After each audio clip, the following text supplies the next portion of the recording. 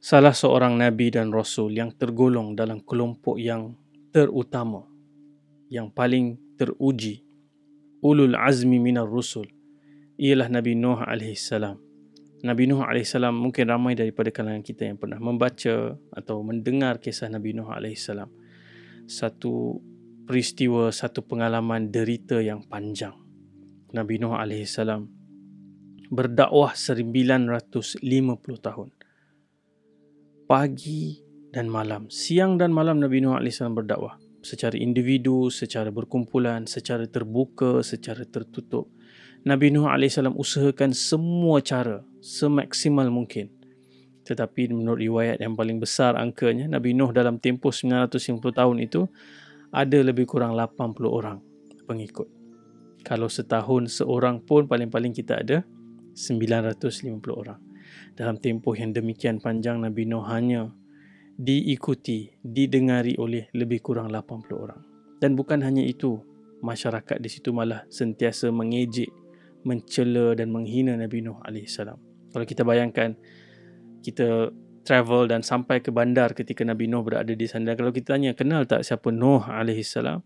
Mereka akan sebutkan, oh, yang orang gila tu ada satu orang. Dah banyak tahun dah dia buat perangai. Ini sekarang dia tengah buat bahtera di atas gunung. Siapa yang akan buat bahtera atas gunung? Orang buat bahtera tepi laut. Mereka mempersendakan. Dan lebih dalam derita dan sakit yang dihadapi oleh Nabi Nuh apabila isterinya sendiri kufur kepada Allah Subhanahu Wa Taala. Pasangan sendiri pun tak dengar dan tak ikut risalah Islam, mengajak manusia kepada Allah, isterinya sendiri menolak. Tak cukup dengan itu, Nabi Nuh alaihissalam merayu kepada anaknya yang juga kufur. Ketika azab Allah Subhanahu Wa Taala sudah pun mula diturunkan, Nabi Nuh mengajak, merayu kepada anaknya, masuk ke dalam bahtera ini, selamatkan diri. Tetapi anaknya ingkar, sombong. Dia kata, aku boleh panjat gunung yang tinggi ni, aku akan terselamat. Nabi Nuh alaihissalam beritahu, hari ini tidak ada yang akan terselamat, melainkan yang Allah Subhanahu Wa Taala selamatkan, naik ke dalam bahtera ini. Dan Nabi Nuh alaihissalam melihat anaknya lemas, mati ditelan banjir besar, azab yang Allah Subhanahu Wa Taala turunkan. Para sejarawan, para penulis Qasasul Anbiya menyebut peristiwa itu adalah ketika seluruh bumi ini banjir dan semua makhluk mati kecuali yang berada di dalam bahtera Nabi Nuh, dan daripada situ bermula semula keturunan manusia, keturunan haiwan dan seterusnya.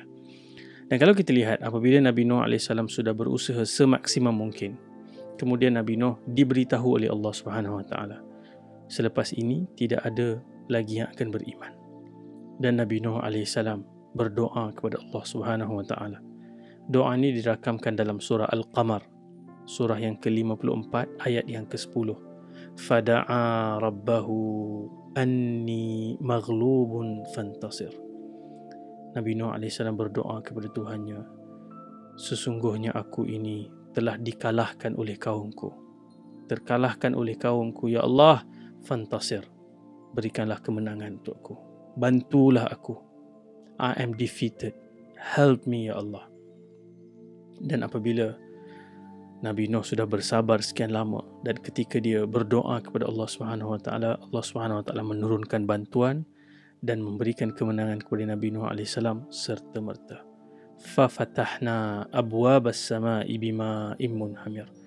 Fa itu adalah serta merta, kami bukakan pintu-pintu langit, lalu mencurah-curah air daripada langit. Hujan mencurah-curah. Dan bukan hanya air turun dari langit, malah Allah kata dalam ayat yang ke-12, wa fajjarnal arda uyuna faltaqal ma'u ala amrin qad qudir. Air keluar daripada bumi, mata air memancarkan air, lalu bertemu, faltaqal ma'u ala amrin qad qudir. Air daripada langit dan air daripada bumi bertemu demi melaksanakan sesuatu perkara yang telah ditetapkan. Besar azab yang melanda, hancur kaum yang ingkar. Dan dalam ayat ataupun dalam ungkapan doa Nabi Nuh AS yang tadi kita sebut tu, ada dua perkara yang diminta oleh Nabi Nuh AS, dan dua-dua itu terdapat nama Allah Subhanahu Wa Taala di sebaliknya. Anni maghlubun fantasir. Allah An-Nasir ataupun An-Nasir, Tuhan yang maha memberikan bantuan dan Tuhan yang maha memberikan kemenangan. Dan Al-Ghalib, maghlubun ghalib. Al-Ghalib adalah Tuhan yang maha mengalahkan. Dan kalau kita lihat An-Nasir ataupun An-Nasir daripada 3 huruf akar, Nun, Sad dan juga Ra, yang membawa erti bantuan, kemenangan. Dan Ghalib, Ghain, Lam dan juga Ba, Ghalaba adalah yang mengalahkan, yang conquer, yang mengatasi. Jadi kalau kita lihat dalam Al-Quran, banyak tempat Allah SWT menyebutkan kepada kita namanya dan perbuatannya yang memberikan bantuan dan memberikan kemenangan. Demikian juga yang mengalahkan.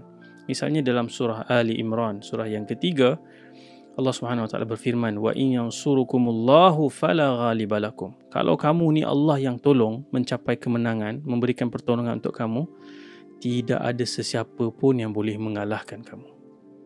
Tidak ada sesiapa pun yang boleh mengalahkan kamu. Cuma dalam kehidupan kita selalunya bila kita tersepit, kita terdesak, kita doa kepada Allah SWT, ada ketikanya kita dapat lihat bantuan Allah, kemenangan Allah berikan serta-merta. Tetapi dalam banyak ketika kita berdoa, kita tak nampak. Kita tak tahu wisdom Allah SWT bila waktu yang paling tepat untuk diturunkan bantuan, untuk diberikan kemenangan. Sebab tu kalau kita lihat dalam kisah Nabi Yusuf AS, seorang anak kecil yang begitu santun, dekat dengan ayahnya. Satu hari dia menceritakan kepada Nabi Yaqub tentang mimpinya.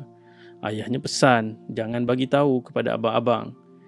Takut mereka cemburu, mereka lakukan perkara-perkara yang tak baik.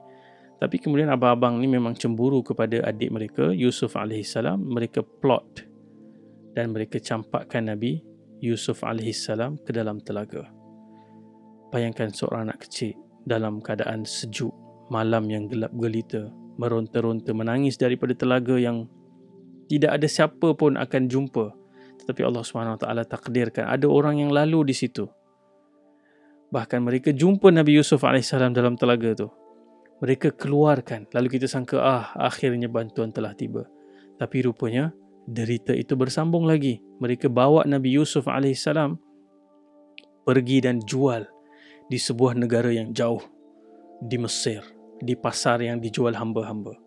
Dibeli pula oleh sang raja dan diberikan ataupun diletakkan di rumahnya, di istananya, dan dipesan kepada isterinya, akrimi mathwahu asa an yanfa'ana aw nattakhidahu walada. Muliakan tempat dia.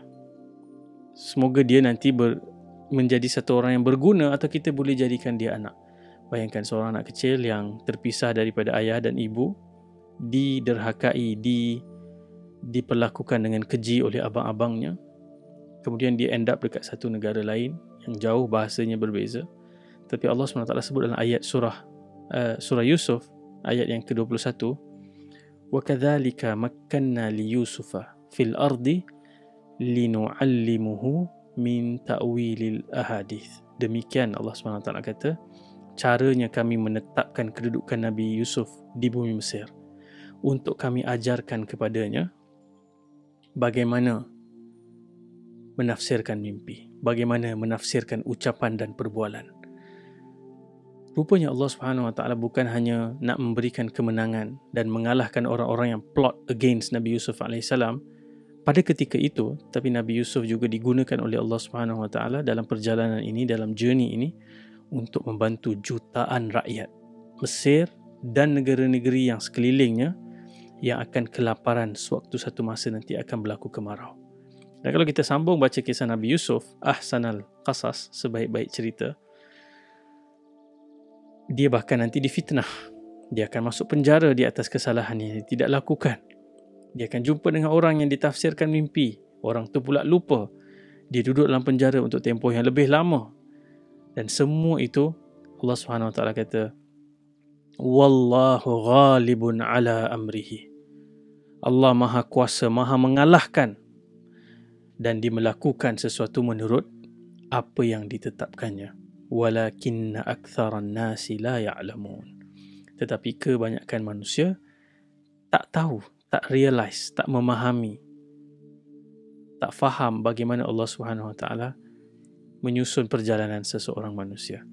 Sebab tu dalam kita menghadapi apa saja ujian, sekatan, halangan yang kita rasa, ya Allah, turunkanlah bantuan kau cepat, ya Allah, kita kena yang pertama trust Allah Subhanahu Wa Taala. Kita meminta kepada Tuhan yang Maha memberikan pertolongan, An-Nasir dan Al-Ghalib. Kalau kita dizalimi, kita disakiti, kita orang lemah, kita orang kecil, yakin Allah Subhanahu Wa Taala sentiasa bersama dengan orang yang dizalimi. Yang pertama, kita kena develop, kita kena pasakkan dalam hati kita. Apabila kita berdoa, kita panggil Allah An-Nasir, Allah Al-Ghalib. Kita memohon pertolongan kepada Tuhan yang Maha Kuasa, yang memberikan pertolongan dan yang mengalahkan siapapun manusia atau pihak-pihak mana yang dirasa dia boleh kalahkan kita. Kita bersama dengan Allah Subhanahu Wa Taala. Allah membantu kita mengalahkan orang-orang yang zalim. Yang kedua, kita belajar daripada kisah Nabi Nuh AS, juga kisah Nabi Yusuf AS. Kita berusaha semaksimal mungkin. Kita berdepan dengan situasi-situasi genting, kita tak boleh stop. We must keep going. Kita berdoa dan we must keep going. On and on. Sampai waktu yang tepat Allah Subhanahu Wa Taala akan turunkan, dan itu semua di dalam kebijaksanaan dan keluasan ilmu Allah Subhanahu Wa Taala. Yang ketiga, kita tengok Nabi Yusuf masuk penjara, tolong orang, tapi kita rasa macam sia-sia dia tolong orang tu, lupa. Nabi Nuh berdakwah sampai 950 tahun. Kita rasa sia-sia dia dakwah, berapa orang je yang ikut? Tak. Di sisi Allah Subhanahu Wa Taala, segala usaha kita yang baik itu tidak sia-sia. Walaupun pada perspektif dunia kita tak nampak macam kita berjaya, kita tak produce result, tapi Allah Subhanahu Wa Taala sentiasa mengira dan merekodkan effort, usaha kita. So keep going until satu masa nanti Allah Subhanahu Wa Taala perlihatkan kepada kita kemenangan, sama ada di dunia, kalau tidak di dunia, di akhirat nanti. Yang keempat, daripada nama Allah An-Nasir dan juga Al-Ghalib, kita mesti sedar dan berhati-hati bahawa Allah sentiasa bersama dengan orang yang dizalimi. Nabi SAW pesan, Ittaqi da'watal mazlum. Takutlah kamu kepada doa orang-orang yang dizalimi. Fa'innaha laysa bainaha wa bainallahi hijab. Kerana di antara dia dan Allah Subhanahu Wa Taala tidak ada penghalang, tidak ada hijab. So kalau kita dizalimi, alhamdulillah, kita doa kita terus akan didengari oleh Allah Subhanahu Wa Taala, dan Allah akan berikan bantuan dan pertolongan. Dan kita mesti percaya pertolongan itu sudah dekat, dan kita keep going. Tapi kalau kita menzalimi orang, la haula wala quwata illa billah. Jangan sesekali letakkan diri kita di posisi apabila orang yang kita zalimi itu berdoa, kita berdepan dengan Allah An-Nasir, Allah Al-Ghalib. Nescaya kita akan musnah, kita akan hancur. Dan yang kelima, sebagai pesan daripada nama Allah SWT An-Nasir dan juga Al-Ghalib, sentiasalah menjadi orang yang boleh menawarkan bantuan sekecil apapun kepada orang lain. Kerana Nabi SAW sebut dalam hadis riwayat Imam Abu Dawud, wallahu fi auni al-abdi ma kana al-abdu fi auni akhi. Allah SWT sentiasa membantu seseorang hamba selama mana dia sentiasa membantu saudaranya yang lain. Jadi Ramadan ini sama-sama kita tingkatkan keyakinan kita kepada Allah SWT. Berdepan apapun ujian dan cabaran, kita yakin Allah SWT akan turunkan bantuan, pertolongan, berikan kita kemenangan dan mengalahkan masalah-masalah kita, mengalahkan orang-orang yang mungkin menyakiti dan menzalimi kita. Dan yang terakhir, kita jadilah orang yang suka membantu dan defend mereka daripada yang menzalimi mereka, meneladani nama Allah An-Nasir dan juga Al-Ghalib. Sekian, Assalamualaikum warahmatullahi wabarakatuh.